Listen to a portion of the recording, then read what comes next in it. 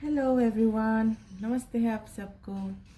आज हम लोगों का टैरोट सीखने का है 12वां दिन और आज का कार्ड है द जस्टिस।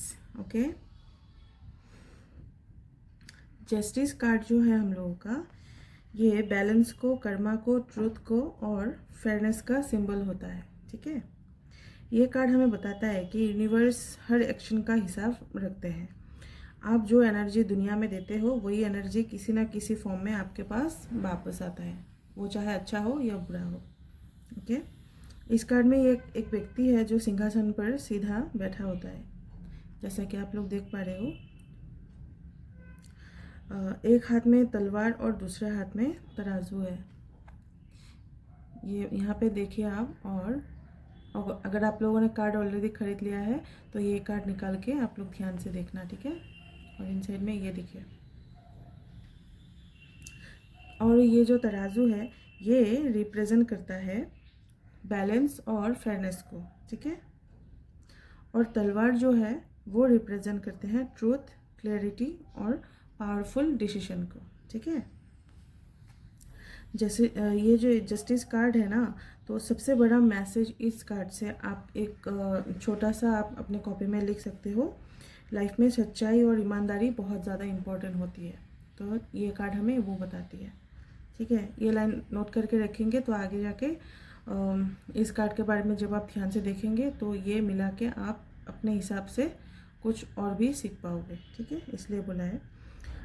अगर आप किसी सिचुएशन में कंफ्यूज्ड है तो ये कार्ड हम लोगों को बोलते हैं कि इमोशन से नहीं, बैलेंस और लॉजिक से डिसीजन लेना होता है। कुछ कुछ चीज़ों में ऐसा होता है कि इमोशन में बह के लोग गलत डिसीजन ले लेते हैं, तो ये कार्ड हमें बताता है कि लॉजिकली और बेसिक जो है वही सोच के आगे बढ़ना है हम लोगों को, ठीक है। तो अगर ये हम लोगों का कार्ड आप लोगों के रीडिंग में, जब आप लोग प्रोफेशनल बन जाओ उस वक्त में ये कार्ड अगर सीधा आता है तो इसका मतलब होता है ट्रूथ सामने आने वाला है, या फिर आपसे किसी ने कोई चीज़ छुपा के रखी है वो आपके सामने आएगा, वो चाहे कुछ भी हो। तो जो छुपा हुआ चीज़ है, कुछ सच्चाई है, कुछ भी है, वो आपके सामने आने वाला है। ये कार्ड हमें ये बताती है। और जो हम लोग कोई भी एग्ज़ाम हो या फिर कोई भी चीज़ में फेयर रिजल्ट हम लोगों को मिलेगा, ठीक है।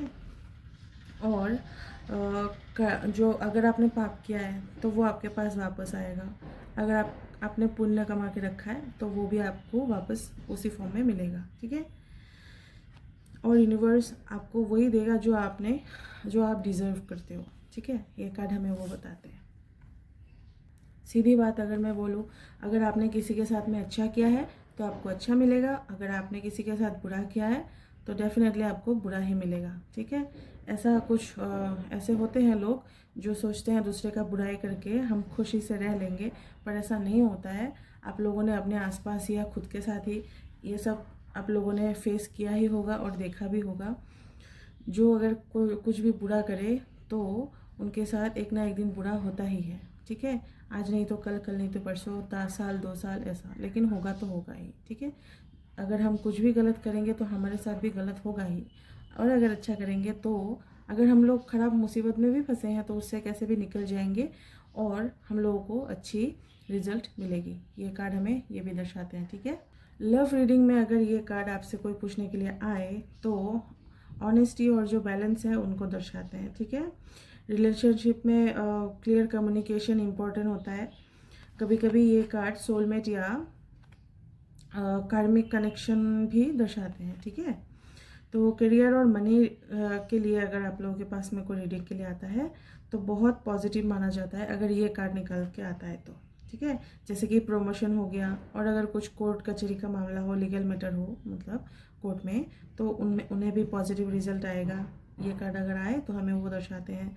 डॉक्यूमेंट्स का काम हो, कॉन्टेक्ट्स या इंटरव्यूज़, ठीक है, में मतलब फेयर रिजल्ट मिलती है, ये कार्ड हमें ये बोलते हैं, ठीक है। बस हर पेपर और डिटेल्स केयरफुली चेक करना होता है, ठीक है। ये कार्ड हमें ये समझाते हैं। अब हम लोग समझेंगे रिवर्स जस्टिस कार्ड, ओके। सीधा में तो क्या होगा वो मैंने बताया है। अभी हम लोग रिवर्स में, अगर ये कार्ड आप कैसे भी शफल करो लेकिन कभी ना कभी ऐसा होता है कि कार्ड उल्टा आता है, ठीक है। तो उस वक्त में ये कार्ड अगर उल्टा आता है तो अनफेयर सिचुएशन को दर्शाते हैं, झूठे वादे, ये सारे कोई भी आपके साथ में हो वो आपसे झूठे वादे कर रहे हैं, ये दर्शाते हैं हम लोगों को। इम्बैलेंस, रॉन्ग डिसीजन, ठीक है, जो मैंने पहले कहा है उनका सारा कुछ उल्टा हो जाएगा अगर ये कार्ड हम लोगों के रीडिंग में उल्टा आता है, ठीक है। और किसी अगर रिलेशनशिप में हो ना तो उसमें ट्रस्ट इशू हो सकते हैं, करियर में, ऑफिस में, पॉलिटिक्स या अनफेयर ट्रीटमेंट मिल सकता है। ये कार्ड हमें ये समझाते हैं। कभी कभी रिवर्स जस्टिस वार्निंग देते हैं कि आप अपनी रिस्पॉन्सिबिलिटी जो है आप लोगों का इग्नोर कर रहे हैं, मतलब मेरे ऊपर में कोई भी रिस्पॉन्सिबिलिटी है उनको मैं इग्नोर कर रही हूँ। ये कार्ड हमें कभी कभी ये भी दर्शाते हैं, ठीक है।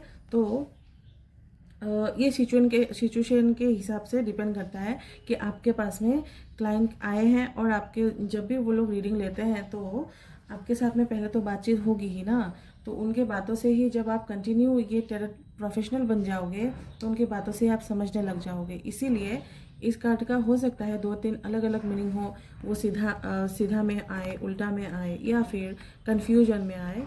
तो उस सिचुएशन में जब आप धीरे धीरे सीखने लगोगे ना तब आप सारा कुछ अपने आप ही समझने लगोगे कि ये कार्ड कब क्या और किस लिए दर्शा रही है, क्या बताना चाह रही है यूनिवर्स हमको, ठीक है।